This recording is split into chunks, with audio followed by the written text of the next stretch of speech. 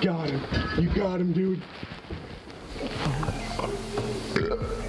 So where do I start then? From the beginning? Yeah. With the opening of firearms season right around the corner, we had a few last-minute things to get taken care of. While the majority of our deer blinds are permanent structures, we have one called the wagon that we take out each season once the farmers get the corn and beans off next door. Zach shot a real nice buck over there out of it last year, so we were wheeling it out for him once again this year.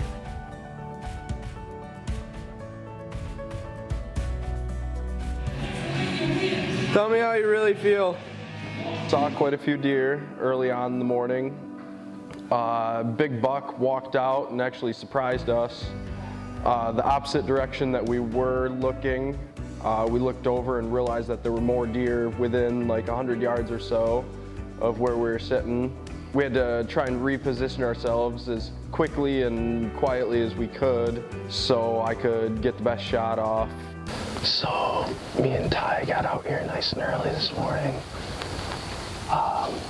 Not as early as he wanted, but earlier than I wanted to.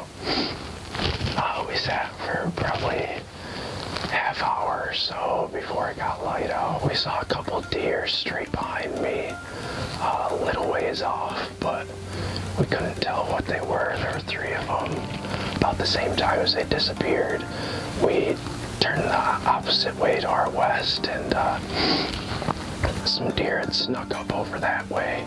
There's a nice buck with some does. We had to kind of reposition as quick as we could, and luckily we did it in time, and I got a nice shot off at a big buck.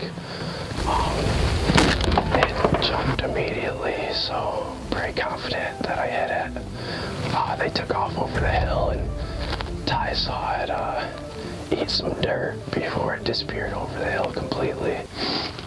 So we're gonna sit and wait it out for a few minutes and then try and follow him up and see if we can find him. Sweet.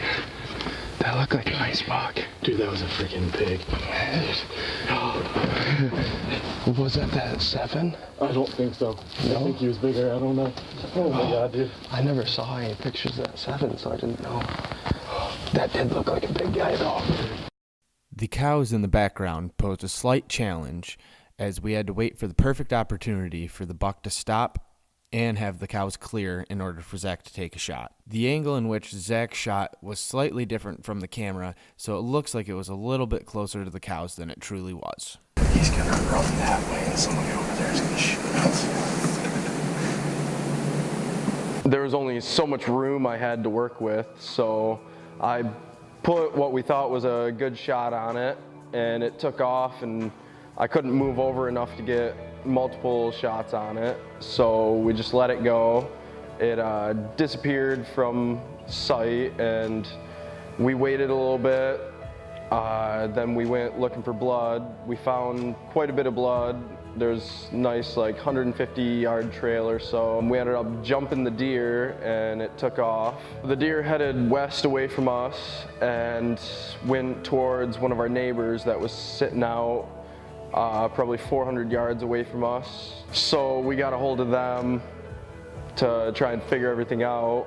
We talked to our neighbor because we wanted to go and track the deer, obviously, and he told us that he saw the buck and put a couple shots on it from his blind, and we went to meet up with him just to help him track it because we obviously thought it was our buck at the time.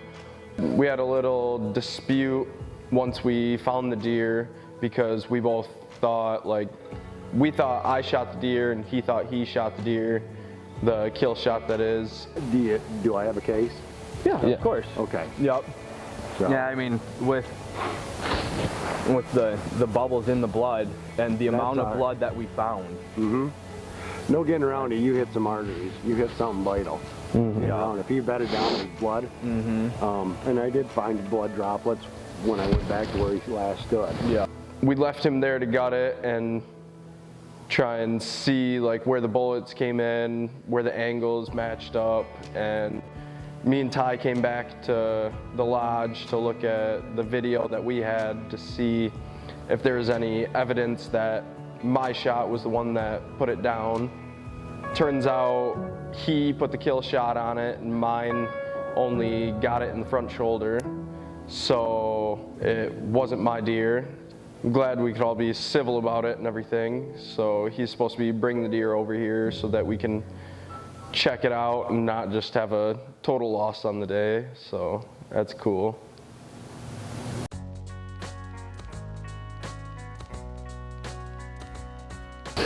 All right, hey, the opening day of rifle season, November 15th, got a little snow coming down. Sitting out this morning and watching some does come in behind me and down into a swale, and I was watching them and happened to turn behind me and saw this guy looking at me 40 yards behind and along a fence row, and we watched each other for about a minute, and he was on my wrong side, so I couldn't get a shot off, but he started to run across the field, and I whipped around and got a shot into him and found him about 40 yards after 50 yards after the shot.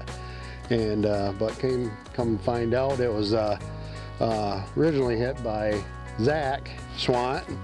Him and his brother were hunting to the east of me a little bit, and he got a crack at it, and they were tracking it, and lo and behold, it came over by me. So, nope, nice buck, great buck. Turns out it was a real nice 10-point, real heavy, wide, just a nice deer, big bodied. So it was tough losing that one, but it is what it is.